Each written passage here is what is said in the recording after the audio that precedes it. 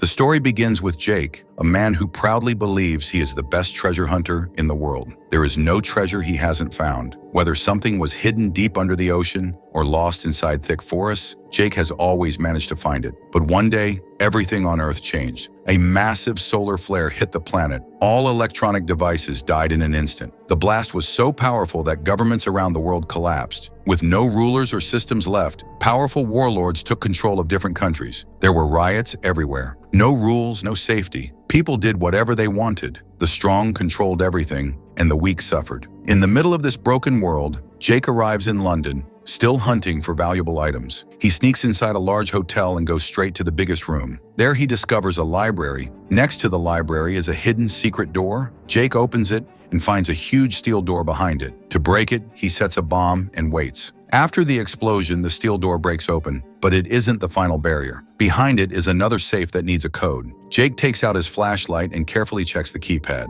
He looks for fingerprints to figure out which buttons were pressed before. He notes the numbers in his diary and starts guessing the code. After a few tries, he gets it right. Inside the safe, he finds several old music cassettes. That's when he understands. The safe doesn't open with just a number code. It opens with a specific song. Jake plays one of the cassettes, and as soon as the music starts, the safe unlocks completely. Inside, he finds a violin. In this world, a violin is extremely rare and valuable. Warlords would even start wars over such an item. Jake picks up the violin and tries to leave, but right then, a group of thugs enters the room. They are dressed like police officers, but everyone knows there is no real police anymore. Their leader demands the violin. Jake stays calm. He pulls out his gun and warns them that if anyone takes even one step forward, he will shoot. He tells them it's better to leave, but they refuse to listen. When they rush forward, Jake fires his gun. He shoots them one by one with perfect aim, but soon his bullets run out. The leader of the thugs is still alive and moves toward Jake. Jake quickly pulls out his katana to fight, but the leader grabs the sword from him. As he looks at the blade, he suddenly realizes something. Jake has placed a small bomb on the katana. Before he can react, the bomb explodes. The leader is blown apart instantly. After leaving that place, Jake travels to a huge court hall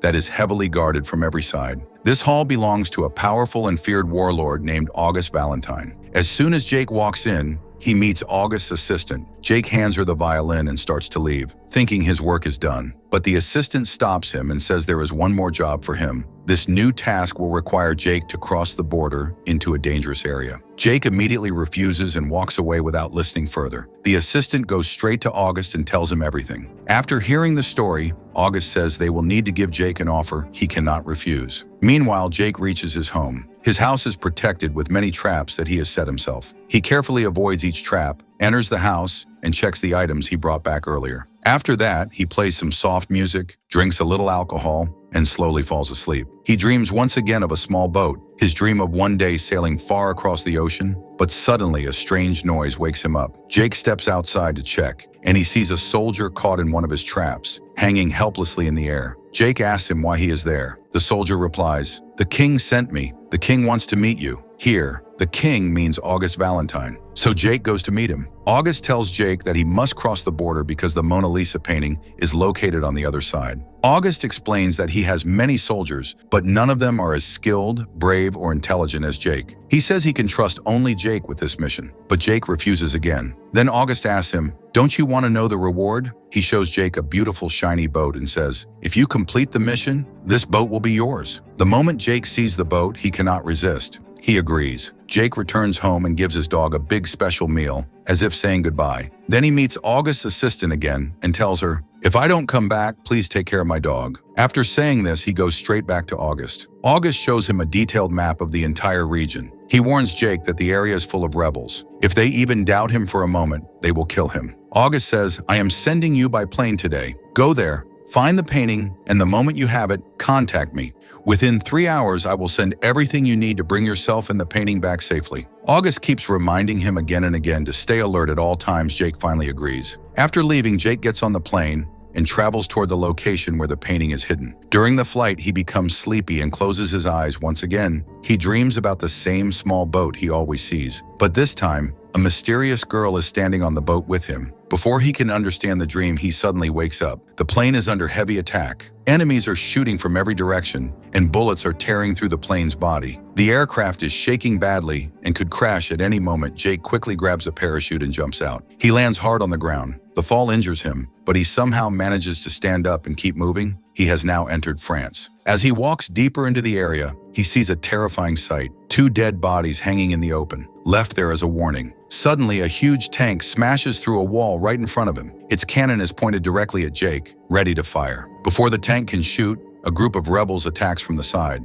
They jump onto the tank and kill the soldiers inside. This chaos gives Jake the perfect chance to escape, and he quickly slips away. Next, we see the warlord of this region, Volkov. He is very smart but extremely cruel. He spends most of his time playing chess. Whenever he captures someone, he forces that person to play with him. Today, the man sitting across from him says he doesn't know how to play chess. Without thinking twice, Volkov shoots him dead. At that moment, Volkov's right-hand man, Garnis, enters the room. He reports that they saw someone coming down with a parachute nearby. It is most likely an intruder. Volkov orders, "Find him alive. Search everywhere. The moment you catch him, bring him straight to me." Meanwhile, Jake reaches a nearby village. He sees that the people living there are extremely poor, frightened, and miserable. All because of Volkov's cruelty, Jake decides he must blend in, so he puts on old torn clothes to look like a helpless villager. Soon Volkov's men arrive. They come every day to announce new rules and to show their power. Today they bring 2 captured rebels and execute them in front of everyone to scare the villagers even more. Jake thinks this is the perfect moment to quietly slip away, but before he can move, a group of soldiers stops him. They demand to see what's inside his bag and order him to give it to them immediately. Jake throws the bag toward them, and in the same moment, he attacks. He moves fast and takes them down one by one. He starts walking again, but sees that one soldier is still alive. The man points a gun at Jake and is about to shoot. Just then, a girl appears from behind and cuts the soldier's throat. Her name is Drea.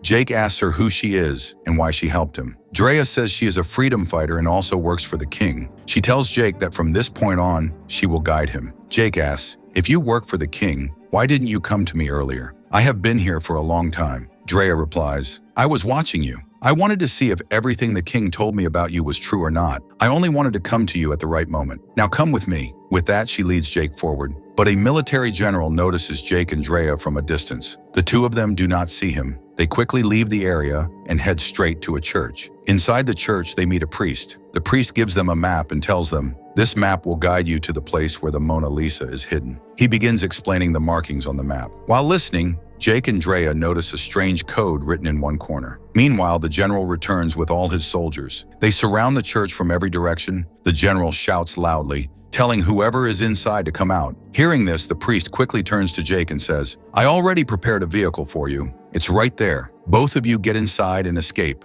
I will slow them down." Jake and Drea run toward the vehicle. The priest walks outside calmly. When the general asks him who is hiding inside, the priest lies and says, "There is no one here." The general does not believe him and orders his men to search the church. The moment the soldiers step inside, the priest suddenly pulls out a gun and shoots the general. Chaos breaks out immediately. Inside the church, the soldiers rush in, but Drea attacks first. She takes down several of them with quick moves. Outside, Jake is still struggling to start the car as bullets are flying everywhere. After a few stressful seconds, the engine finally starts. They drive forward, break through the church door, and speed out. He lifts his hand and points toward the direction where Jake and Drea are escaping. His soldiers immediately start chasing them again. After firing blindly for some time, the soldiers realize something important. Jake's vehicle is bulletproof. Their guns cannot damage it. Seeing this, the injured general orders loudly, "Bring in the tanks!" Soon, several tanks arrive and take aim at Jake's car. One tank fires, but the shell misses and hits another vehicle instead. This makes the general furious.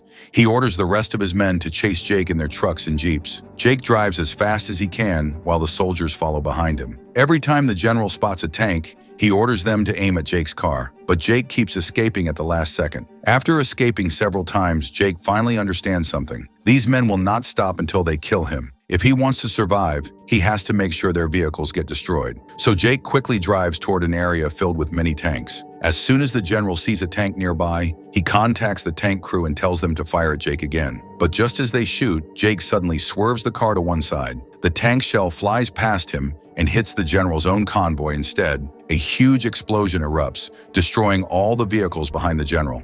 Almost all of his men are wiped out in one powerful blast. With the enemy convoy destroyed, Jake and Drea finally have a clear path to escape. Jake and Drea keep running until night finally arrives. They stop at a quiet spot to rest for a while. Jake then asks Drea what is so special about the painting that people are ready to kill and die for it. Drea takes a deep breath and finally tells him the truth. She explains that the painting is not a normal painting at all. People believe it is the Mona Lisa, but hidden inside it is a secret code for a huge underground vault. Inside that vault are all the things a broken world needs: food, weapons, fuel, medicine, and other supplies. Whoever controls this vault will become rich, powerful, and can rule over everyone. That is why Volkov wants it so badly, and the rebels too. The next morning, Volkov reaches the city. He meets the general, who is badly injured. The general tells him everything, how Jake and Drea destroyed almost his entire army. Hearing this, Garnis pulls out his gun and shoots the general dead without hesitation. Meanwhile, Jake and Drea reach the location where the painting was supposed to be, but the area is full of cannibals wandering around. They move very quietly. Following the map, they reach the room mentioned in the instructions. Jake notices that the vault there has already been opened recently. After checking the room carefully, Jake says that whoever came here before them wasn't trying to damage anything. Instead, the person was trying to protect the supplies, so everything must still be safe, just hidden somewhere else. They start searching for clues about where the supplies might have been taken. Jake then finds a notebook written in another language. Luckily, he can read it. After reading several pages, he finds a location written inside, but something does not feel right. Jake says no one would leave such an important location so openly unless there was a trick. Before he can think more, Drea sees the cannibals coming toward them. She warns Jake that they must leave at once, but Jake refuses because he still wants to decode the real location. Suddenly, he remembers the secret code written on the corner of the map. He pulls out the map, compares the code with the notebook's details, and finally a new name appears: Simzar Hof. Drea hears the name and says, "That's a fortress nearby. I can take you there." They both jump out of the window to escape. Before running, they attach a grenade to the door. As soon as the cannibals break in, the grenade explodes and destroys many of them. Jake and Drea get into their vehicle and speed away. Drea contacts the other rebels to update them about the new location. Right after they leave, Volkov arrives at the same room. He finds the notebook too. Garnis looks at it and thinks the location is obvious, but Volkov is smarter. He says it cannot be so easy. He takes out his UV light torch and shines it on the map. Slowly, faint fingerprints of Jake become visible on the map. Volkov immediately understands exactly where Jake is going. Meanwhile, Jake and Drea reach the fortress of Simzar Hof. When they enter, they notice something strange. There is not a single guard anywhere. Jake becomes alert. After checking around carefully, he realizes the main door to the fortress is locked from inside. To open it, he must go through the dock below the building. Jake tells Drea to wait outside and goes into the dock area. Inside, he finds a water tunnel. He must swim through it to reach the other side. Jake dives into the cold water and swims forward. When he reaches the far end, he sees the door there is also locked from outside. Jake pushes it with all his strength. After a long struggle, the old door finally breaks open. Once Jake breaks inside, he opens the main gate and Drea walks in behind him. The moment they look ahead, both of them freeze in shock. What lies in front of them is not a painting at all. Jake finally understands. Mona Lisa is actually a hidden nuclear bomb. Drea speaks softly. "I already knew this. Maybe you don't know the real history. When America bombed Japan, they didn't make just one bomb. They made two. The second one was meant for Moscow. But after seeing the destruction in Japan, they never used it. Since then, this second bomb has been lying here untouched." Jake is stunned. "So the king lied to me?" Drea shakes her head. "No, the king never wanted to use this bomb. He only wanted to keep it safe so people like Volkov could never get it.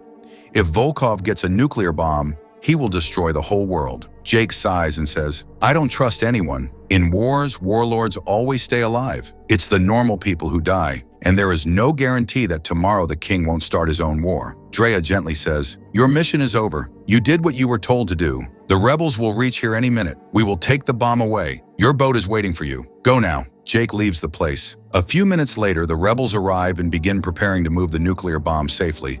But suddenly, Volkov appears with his full army. They spot the rebels first, and one by one, they kill all of them. Finally, Volkov gets the nuclear weapon, and the detonator too. Far away, Jake feels uneasy. His heart tells him something is wrong. Maybe Drea is in danger. He decides to return to the fortress. When he reaches, he is shocked to see dead bodies everywhere. He runs inside and finds Drea. She is alive but badly hurt. Jake immediately checks her wounds and tries to help her. Drea apologizes. "I should have told you everything earlier. You were right. Warlords don't care about anyone. Volkov has taken the bomb." Jake says firmly, "We can still stop him." He helps Drea stand, and together they pick up weapons and leave to chase Volkov. After some time on the road, They reach Volkov's moving train. Jake jumps onto the roof of the train and starts throwing grenades into the compartments. One by one, the train cars explode. Jake destroys almost all of Volkov's men. Then Garnes arrives, Volkov's strongest and most dangerous fighter. A fierce hand-to-hand fight begins. At one point, Garnes kicks Jake off the train, and Jake falls to the ground. Jake looks up and sees Volkov coming out of the train, pointing a gun at him. As soon as Volkov fires, Jake pulls Garnes in front of him. Garnes gets hit by all the bullets. Jake then climbs back and attacks Volkov with full force. They fight brutally, and Jake injures Volkov badly. Meanwhile, Drea reaches a bridge ahead of the train and plants explosives. Below the bridge is a deep, empty canyon. Even if the train falls and the nuclear bomb explodes, it won't hurt anyone. After injuring Volkov, Jake jumps off the train. He knows Drea has destroyed the bridge, but Volkov does not. By the time he realizes something is wrong, the train has already reached the broken section. The entire train falls into the canyon and crashes inside. All the bombs start exploding one after another. From far away, Drea watches the explosions. She believes Jake was still inside the train and breaks down in pain, thinking he is dead. But then Jake walks up behind her. When she sees him alive, she is filled with joy and relief. After everything, Jake goes straight to the king. He hands him the detonator and tells him the nuclear bomb is lying deep inside the canyon. The king tells Jake he will have to bring it back, but Jake simply replies, "I'm retired now, no more missions," and he walks away. Jake goes to his boat. There he finds Drea waiting for him, ready to start a new life with him. They decide to spend the rest of their days together. In the final scene, we see Jake place the detonator inside his personal vault, right next to the original Mona Lisa painting, which he had secretly kept with him all along. This reveals the truth. The real painting was always with Jake. And with that, the movie ends. So friends, if you enjoyed the video, don't forget to like, share, and subscribe. Thank you.